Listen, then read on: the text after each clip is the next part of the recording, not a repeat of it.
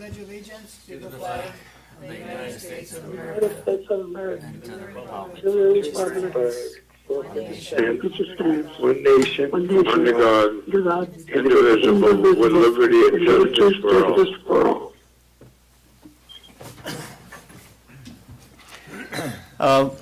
The reason and the importance of the meeting this afternoon is, so that we can update and bring the parents especially and the students and the rest of the community up to date on what's been happening with the closure.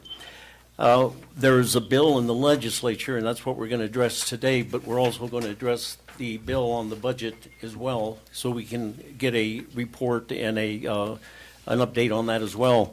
But in the House Bill 2910, we are given several options of how the district is to proceed, especially in the areas where there are so many questions regarding graduation and promotion, the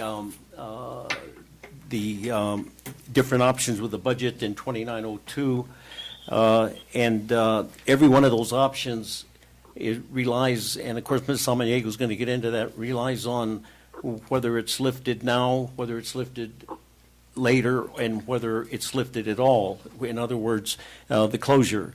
And then, of course, if there are certain things that have to be done regarding the closure, and because of the lack of credits especially, and the requirements of the promotion, especially from third grade, the State Board of Education is going to have to get involved. The governor hasn't signed that bill yet.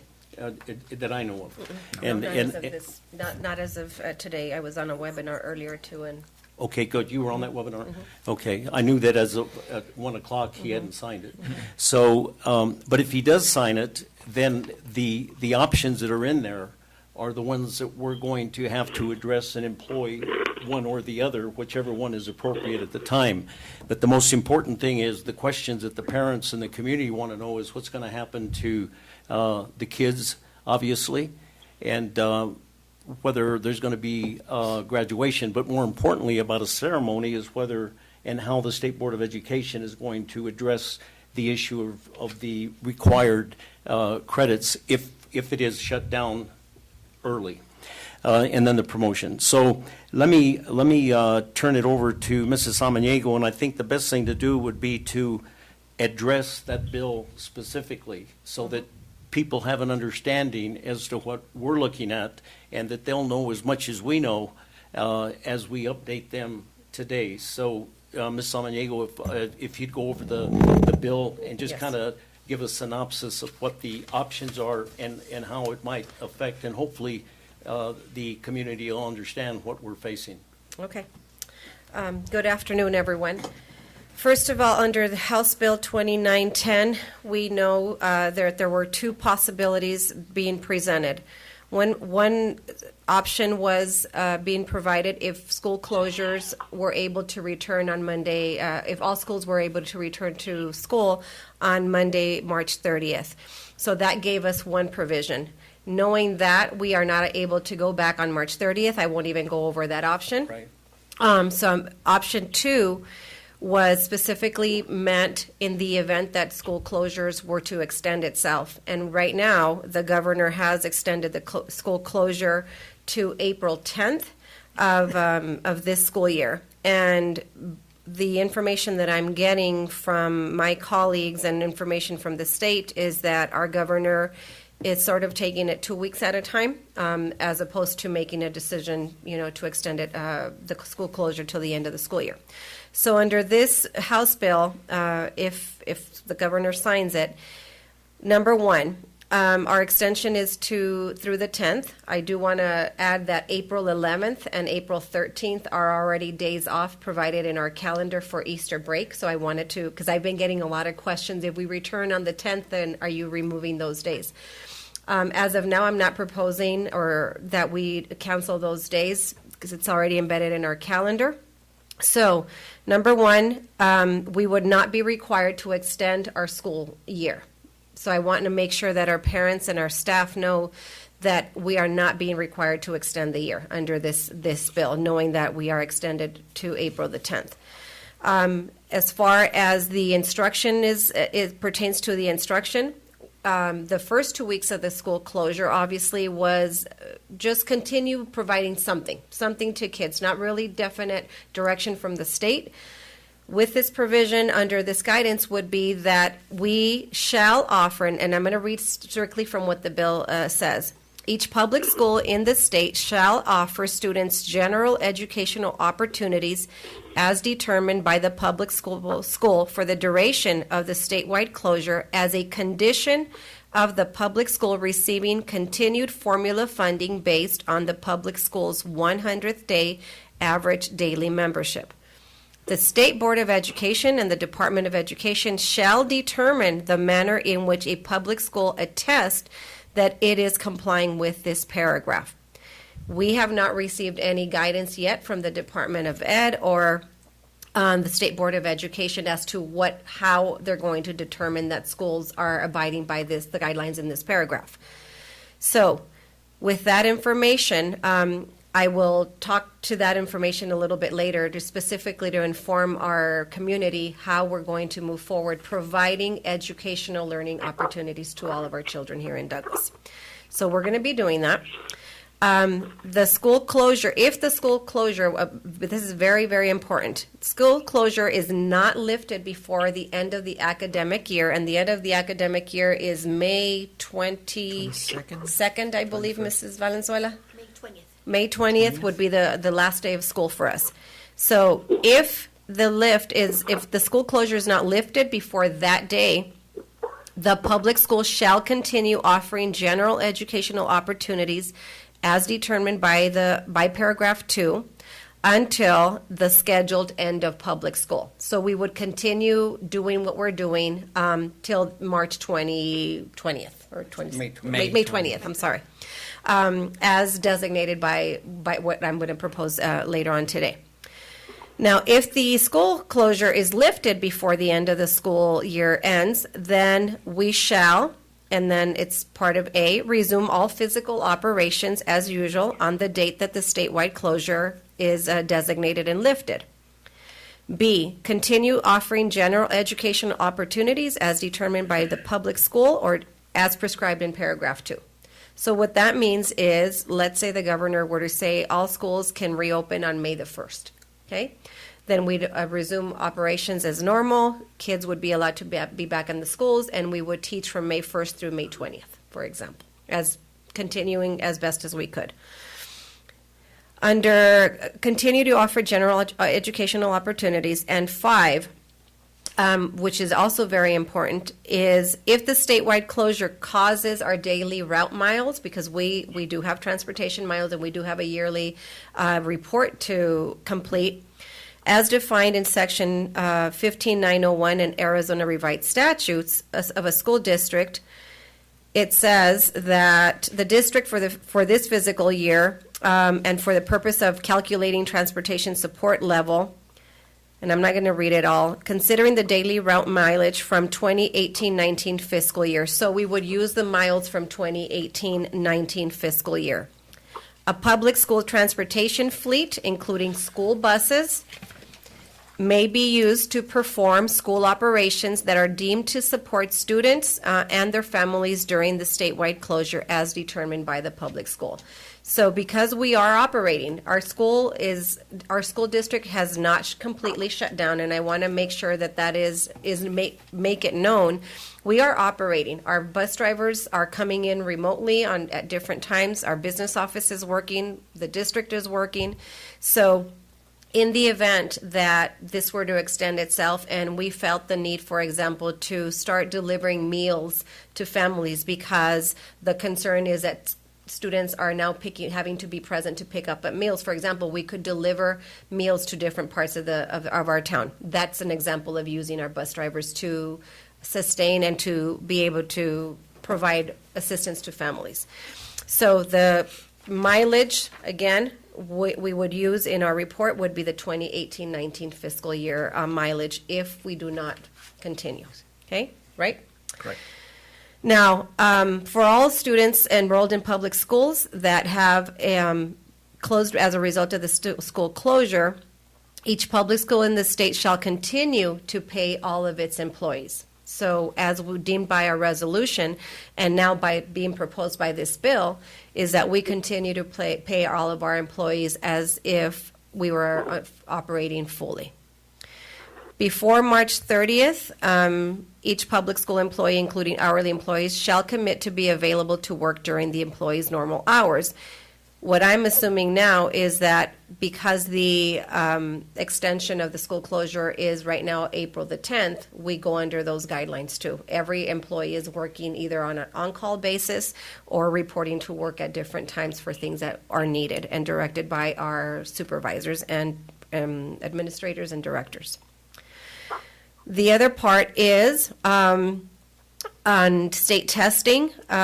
State testing is, again, canceled at this point. Statewide assessment adopted pursuant to Section 15741 Arizona Revised Statutes to cancel state testing. That's part of the bill. For 2019-20 school year, a public school's letter grade pursuant to Section 15241 Revised Statutes, it's the public school's 18-19 letter grade. And I think that is, something very important to our principals because their letter grades, this was the emphasis on whether we're going to get back, whether we're going to test, how is this going to affect our school letter grades. So under this bill, they're proposing that schools keep their 2018-19 school letter grade. For the 1920 school year, a pupil is not required to meet the requirements prescribed in Section 15701 Arizona Revised Statutes to be promoted from third grade. What this means is that our move on with reading law is not in effect anymore. They have done away with that. So I want to stress to parents of third graders that their children will not be retained because there is not an assessment. The State Board of Education shall adopt rules for the graduation of public school from high school for the 1920 school year. We don't have any guidelines from the State Board of Education as what requirements we are going to be expected to follow. That is still pending, but they are going to adopt something. They're going to have to be flexible. They're going to have to give us some guidance to ensure that all of our high school seniors are able to graduate. And I'm assuming that it's going to be those that were on the path to graduation. But I don't have any more information on that. When I do, we'll be able to share it specifically with our community and our high school population. For the fiscal year 2021, a public school student who takes an online course during June or July 2020 may generate up to a total of 1.25 average daily membership. And I don't want to get too much into that because we don't need to at this point. So those are pretty much some of the guidelines. The other important part of this bill is on our ESS students. And knowing that many of our districts, specifically our rural school districts that don't have the capability of offering a one-to-one device for technology purposes for students and meeting the guidelines of IEP, they are being very flexible. We don't have to, as long as we provide general education opportunities to our gen ed population, those same opportunities are being offered to our SPED kids. Now, we understand we have many special ed students with very different disabilities. Some are academic, some are more severe, and it is the intention of DUSD to be able to provide some services to those that need it. And so through our futures employees who work under our futures contract, they are providing some type of videos and things like that are being done by our related service providers to those students. But we don't have to, we're not tied down to meeting the expectations of all IEPs and still having to provide some kind of distance learning or packet information. So that is also important. And that is pretty much what this proposal, this House bill is saying. Okay, very good. and we know you're keeping on top of it every day, and Yes. you've got, it's not insurmountable, but it's something that it is really taxing you and your time, especially when you don't have your staff around. Yes. But I do know that you are working with your administrative task force. Yes. And I'm going to let you get into that in a minute. But I think it's important so that people understand, because we sit up here and we say things like 15-432 and all those kinds of things, and then we talk about the state board. But just so that everybody understands what the mechanics of that really means is that the laws that govern education are in Title 15, and that's why we always say 15 dash whatever it is. Those are legislative statutes that come directly from the legislature. The ones that come from the State Board of Education are promulgated by the state board. The state board oversees all education in the state, and they're the ones that make the rules for graduation, promotion, and everything that's associated with that. The Department of Ed recommends to the state board, so that there's no confusion. We don't wait for the Department of Ed to tell us, then the state board. The Department of Ed is governed by the state board. They do what the state board tells them, just like a local district. The governing board tells the local administration what to do. So that's so that people will know when we say, well, we're still waiting for the state board, that means that they have to still meet. And they're not going to meet until the governor signs that, because it would be premature, because there would be nothing for them to act on if they didn't know exactly what that bill says. And of course, the other aspect is the legislature can legislate to the state board that they enact certain things and be more specific. All right, that's just so that people know when we say all those things, the state board hasn't met, so therefore we don't know anything about the graduation requirements, and we don't know about the promotion, and we don't know what the requirements of anything is going to be. So that's just for clarity on the educational side. Do you want to take the time now and go through what you're doing as the alternative measures that you cited in that statute, Yes. that bill? It's not a statute yet, but that bill that we'll have to do, so that the community is also aware of that. Exactly. Okay, so as we received information that the school closure had been extended, obviously that changed gears for us. And what I decided to do is create a distance learning task force made up of district leaders, school administrators, teachers, and some of our instructional coaches. Now, we have a team of about 23 to 25 individuals on this task force.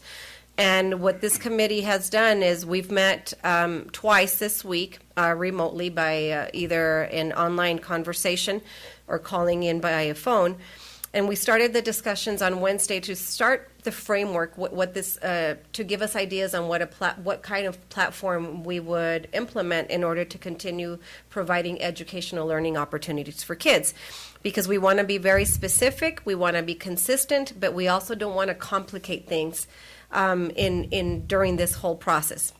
So my task force met again today, and we finalized what our instruction plan is going to look like until the school closure is lifted, and we may have to tweak things along. So right now, everything that I'm sharing with today is from here to April 10th, okay?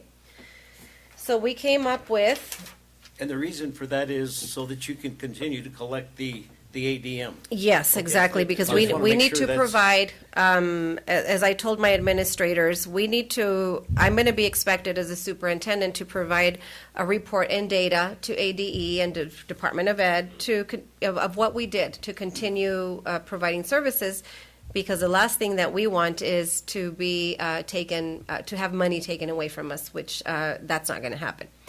So first and foremost, everything I'm going to share with today will get posted, will get shared via various modes of communication from the school all the way to district level. So we wanted our approach is continue providing educational learning opportunities. The intent is to continue with the reinforcement of what's learned, of learned skills, and continue learning for our students at this time. It is not designated for grading purposes, nor will grading be part of the platform, because that becomes very, very complicated. Number one, the modes of communication will be And this is a two-way communication between school and student and family. School being the administration and staff. So what we've determined, 4 ways of communication will be through Remind Me, which is an application that teachers are already using to communicate with parents. It's an app. Remind Me, Class Dojo, email, or telephone calls as needed. We want to avoid any of our teachers visiting families or showing up or setting up meetings to meet with small groups of people. So those will be the 4 modes of communication with our students and our family. The how, the platform.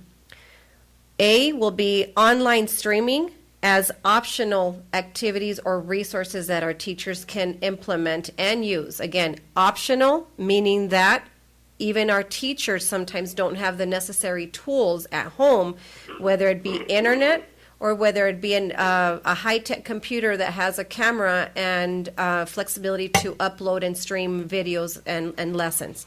So the online streaming options would be teachers could use YouTube to record any type of lessons.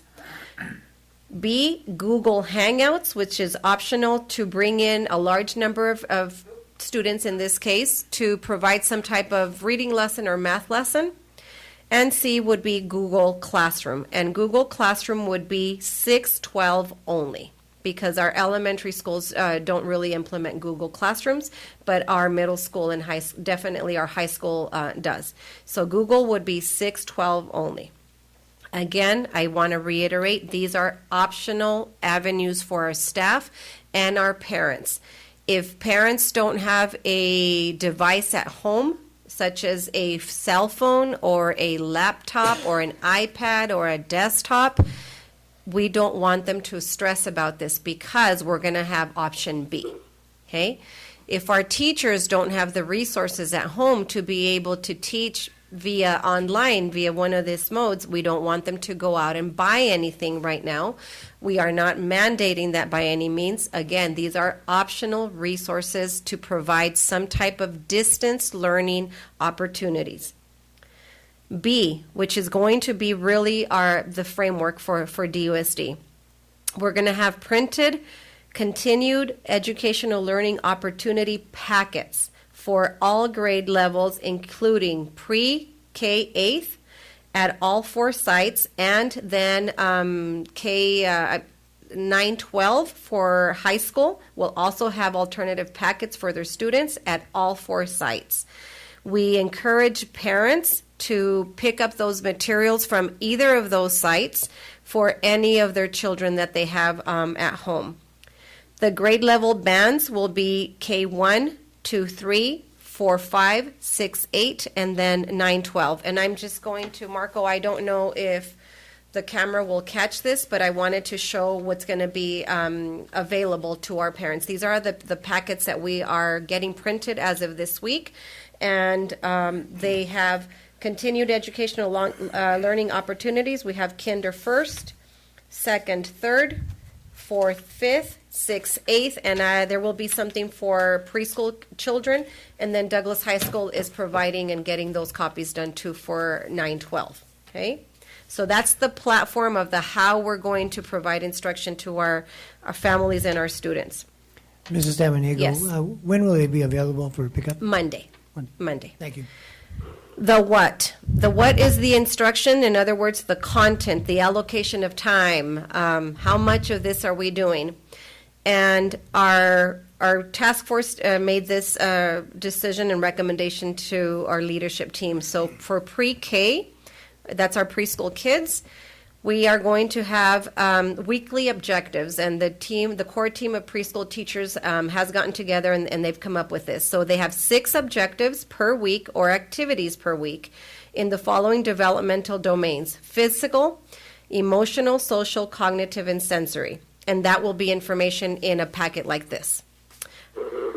For K-5, ELA, and math, those are going to be our focus. There is, in situations such as this, to expect a student to sit at home through online distancing and get 8 hours or 6 hours of material from every single teacher is nearly impossible. So our focus is going to be ELA and math. What we're saying is 2 lessons per week for reading and writing, or ELA, and 2 lessons a week for math. Okay, so 2 lessons a week for reading, writing, and 2 lessons a week for math.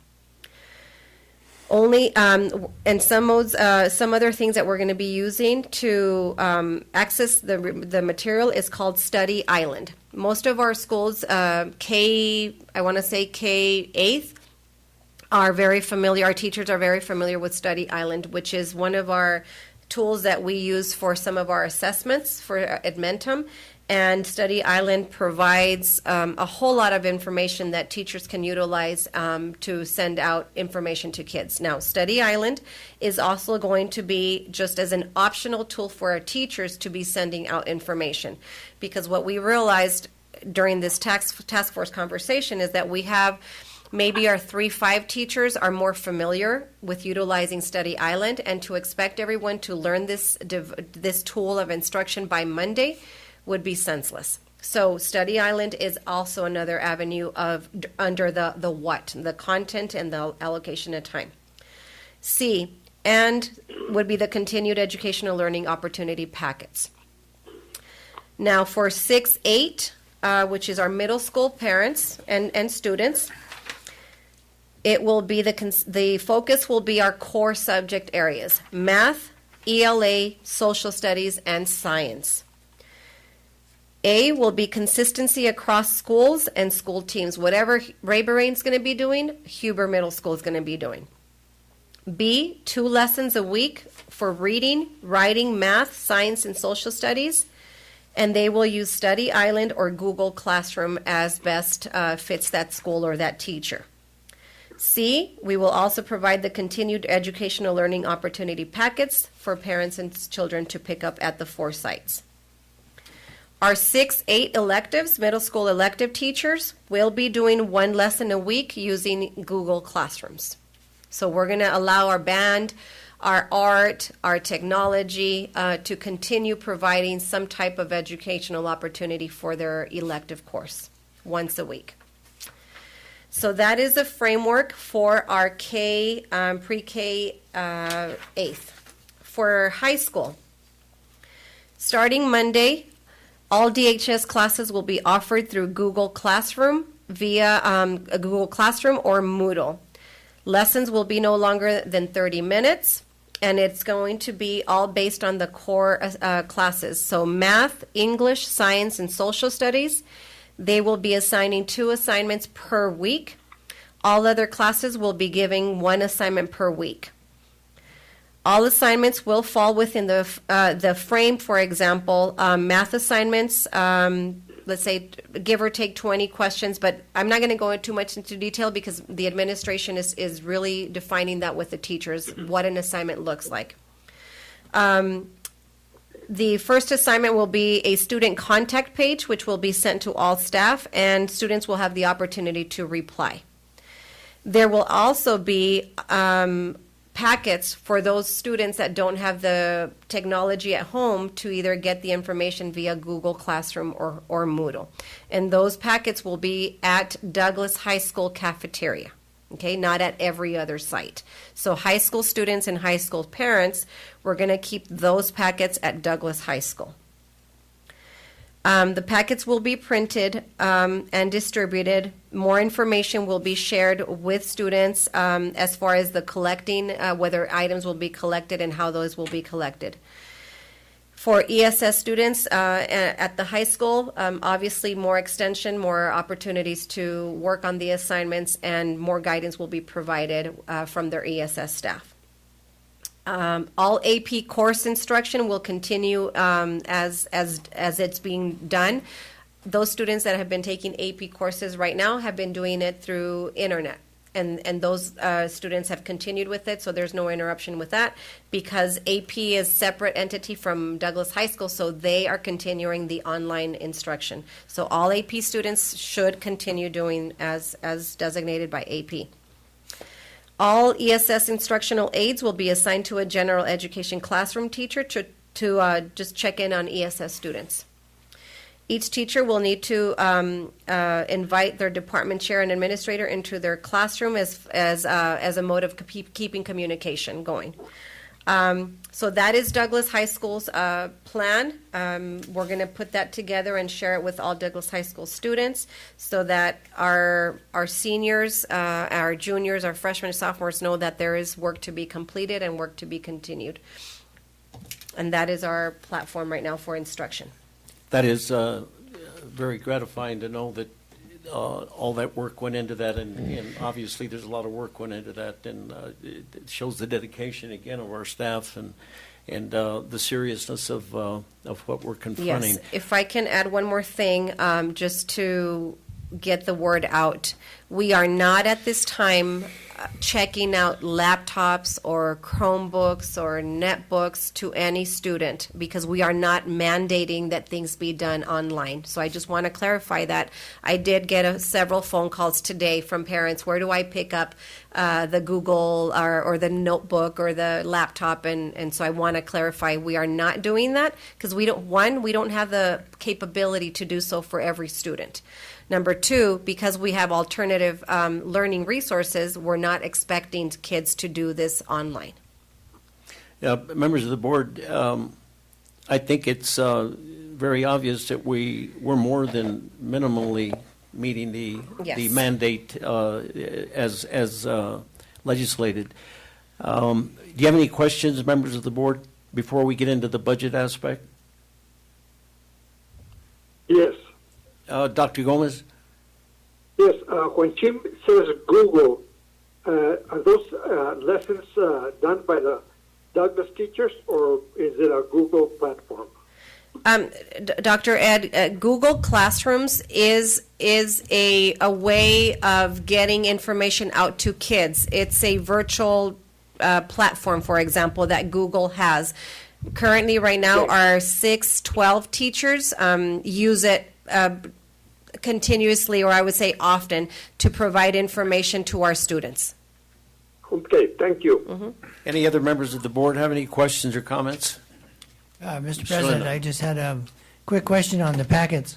Are these covering the closure until the 10th? And then if it goes further, we'll have more packets? Yes, and obviously right now we're going to be updating at this time either every 2 weeks or even by weekly. So there will be a continuation of work to be done. Okay, thank you.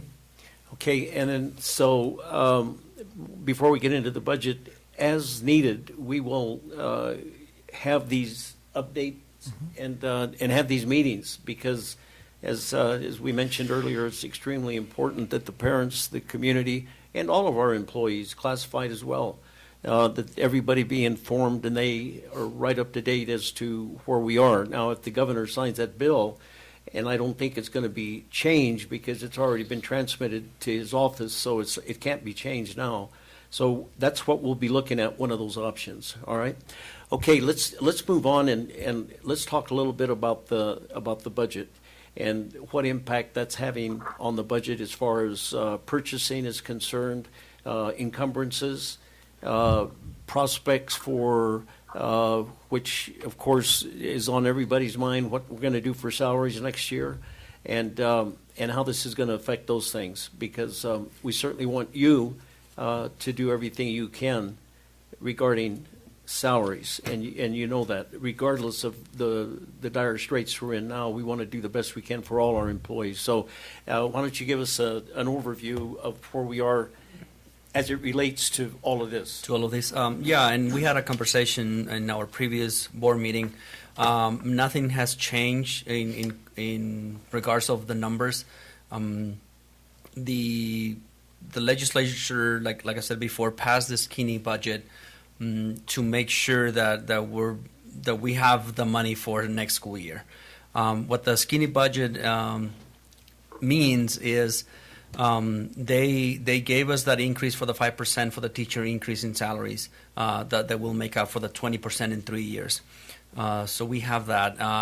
It also has a 1.74% inflation rate based into the base amount that we're going to utilize.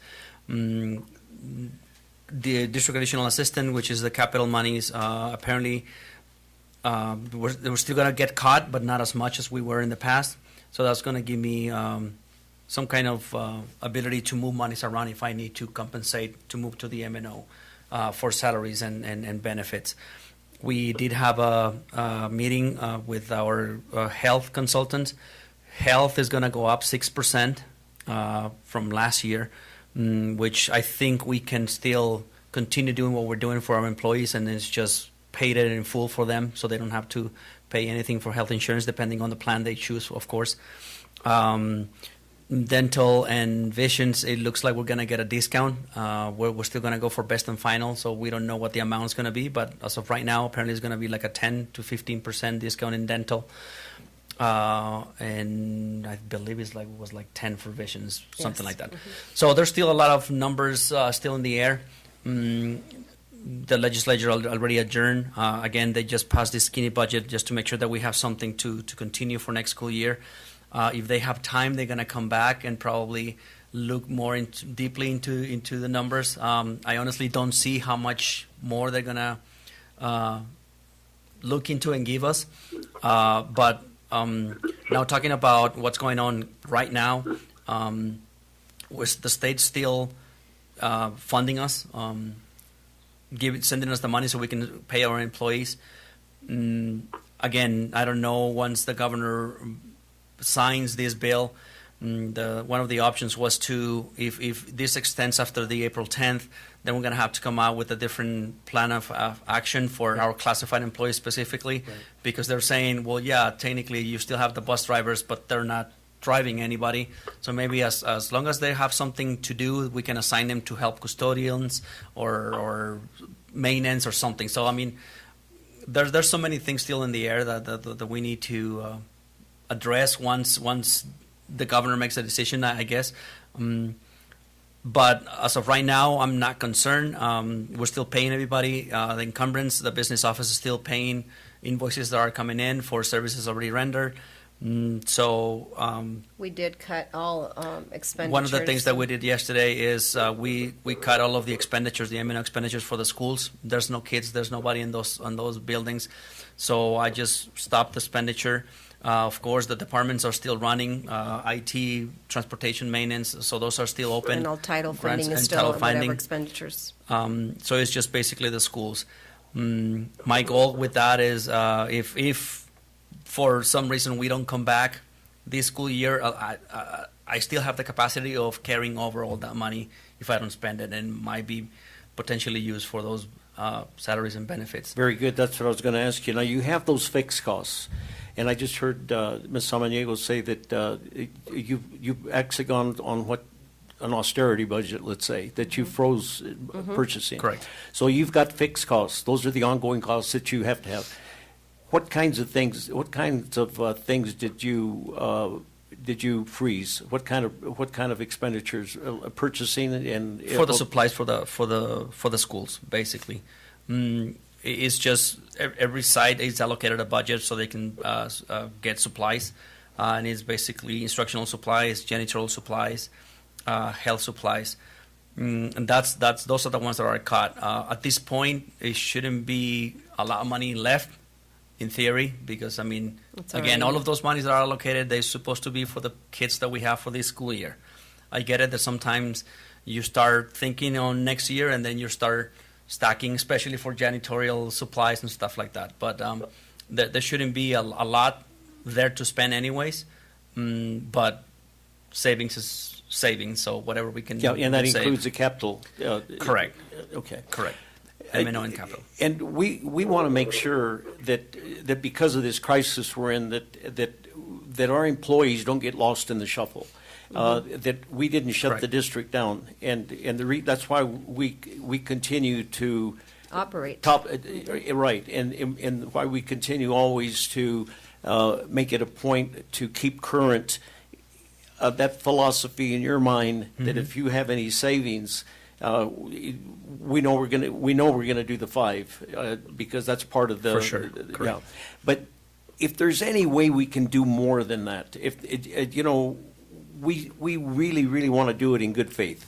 Okay, and I'm not saying that you're going to have a mountain of money because of the freeze that you put Correct. on the expenditures, but there will be some. There will be some, and then of course you talked about carryover, and then we'll talk about that at another meeting. Correct. All right. Is there anything you wanted to add regarding the budget? No, I'm already running numbers for members next of year. the board. Any questions regarding the budget? Well, Mr. Barain, Yes.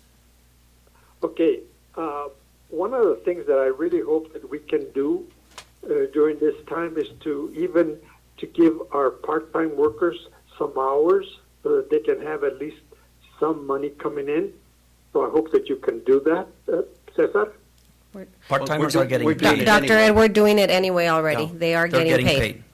Yeah, they're included in that in that Resolution. edict that came from the governor. Correct. Yeah, they're already included. All right, thank you. You bet. Any other questions or Anna? Did you No, want to follow I up do. with anything? Yes, I do want to touch on a couple other things. All of our administrators and departments will be providing information via their websites. For example, Assistant Superintendent Nunez, under the HR umbrella, is providing some information to our staff on the social emotional side of things, because this situation is not easy. If you're an educator right now and also a parent with kids at home, you can imagine the stress and chaos of having to, one, teach your children that you are expected to teach, and two, assist your own children who are being taught remotely by other teachers as well. And we have many of our employees that may have 3 to 4 kids.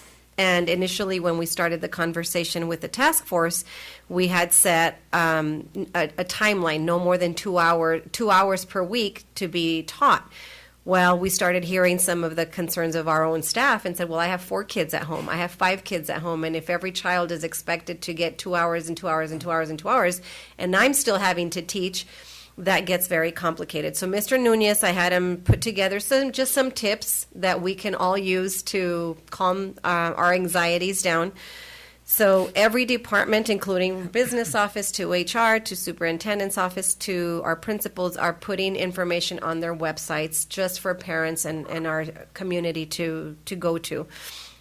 I have a food service update. Our food service obviously is the one department that they have their employees there every single day from 9 to 12. And we have to commend the workers for feeding the many children. As I mentioned at the first meeting, we started with 13 meals. And I think as of yesterday, it was over 900 meals that are being provided.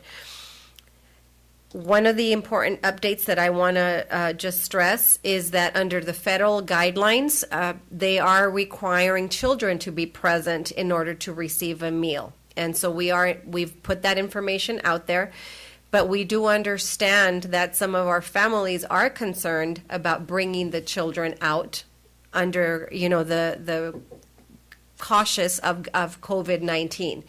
And so under those circumstances and circumstances of children being sick, we are being flexible. But as much as parents can, these meals are for the children, 18 or under, for any Douglas student, 18 and under. We are also asking, in order for the amount of food that we have to give out, for families to be considerate.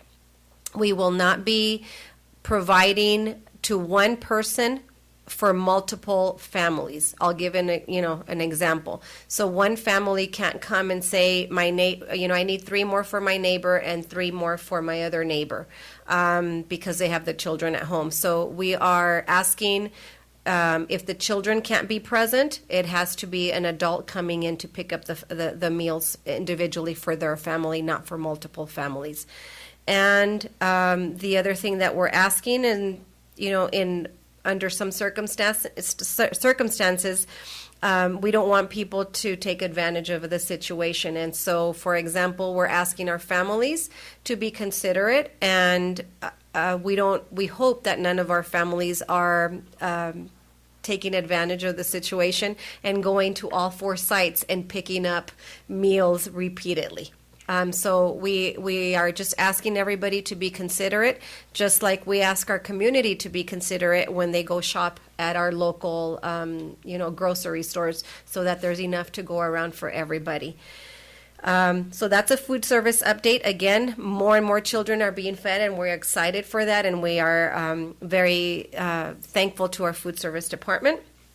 We are continuing to pay our employees, and there will be more guidance to the employees being provided for the next couple of weeks from their directors. So we ask all of our employees to keep checking emails, text message, and everybody continues to work from home and having to come in. As we explained, some of us are essential employees and probably have to come in more often, and some of us are non-essential employees. But even within the non-essential employees, are often being called. So everybody is working, our district is operating. If nobody's here at district office, we've had our phone calls transferred to our cell phones. So, for example, Alma is getting all superintendent calls. Our receptionist is getting all the district calls that are coming in, and then they are navigating the phone calls and messages via them too. My expectations of our staff, again, as the superintendent of the district, is to do the best job that we can with what we have. I am very fortunate to have the staff that I work with, the teachers that we work with, the administrators that we work with. And I will tell you, I think everybody's working longer hours than we all normally are used to. Working in untreaded waters and in things that we were never used to doing, such as distance learning. So for a teacher, I want to tell you, I commend you for the work that you're doing. I want you to not develop anxiety over this. Do the best that you can with what you are provided. We're here to support you. We're here to support the kids and families. And I do have a message to our families. This is an opportunity for our parents who are able to be at home to really utilize the time to get creative with kids. This is not the time to allow our kids to sleep, more than they need to. This is not the time to allow the kids to be on playing their video games all day. It is a time to bring the families together, to sit down, and I know as a parent, it is going to be tough, because now they're helping our teachers teach the children. And I want to thank all the families that have reached out in many ways in support of our district and in support of their children. And to the students, keep on learning as best as you can with what you're given. Reach out to your teachers, answer those remind me, answer those class dojos, get online if you have the resource. Your teachers are working very hard to get very creative, and our curriculum department and Mr. Nunez has worked phenomenally. So I want to thank Mr. Nunez and all my leadership team, because everybody has really come together in this difficult time. Our high school students, obviously my heart goes out to our high school seniors. Difficult times. Thank you very much. That's very good update. Let me just kind of recap what's happened, just so that everybody understands that there is no legislation yet. Mm-hmm. The governor hasn't signed the laws, so we're at the mercy of thresholds. When he signs that bill, then we have to wait and see whether it's lifted by a certain date or it's not lifted, or by the approximate date, whether it's lifted or it's not lifted. Then depending on what those thresholds are, then these other things kick in. Then for the graduating seniors, you have to understand, and for those parents that are so concerned about it, is that once it is determined which one of the options we're going to be in, then it has to go to the state board, and the state board has to determine. So you could have to have a little bit more anxiety as far as what is going to actually happen as far as graduation is concerned, because we're going to give you the best information we have up until we know something definite. But as things progress and we think something's changed, we'll be right back here, okay? So, Anna, on behalf of the board, I want to thank you for all the good work you and your staff are doing. These are not easy times, and I can see that we're very fortunate to have you doing all the work that you're doing. I think what you're doing as far as that platform is concerned is exceptional. I think you guys have done a magnificent job on that. So if there's nothing else, members of the board, do you have any questions or comments? Okay, I'll entertain a motion to adjourn. I'm sorry, do you have somebody there? Dr. Gomez, it looks like. Oh, No, I'm fine. I'm done. okay, entertain a motion to adjourn by Mr. Lindeman. Yes, I move. Second by Dr. Gomez. Mm-hmm. Oh, Ramos. Oh, Dr. Gomez, all right. All in favor? Aye. Aye. Aye. Aye. Thank you. Thank you. Very good. on Stay that. safe. Very Stay good.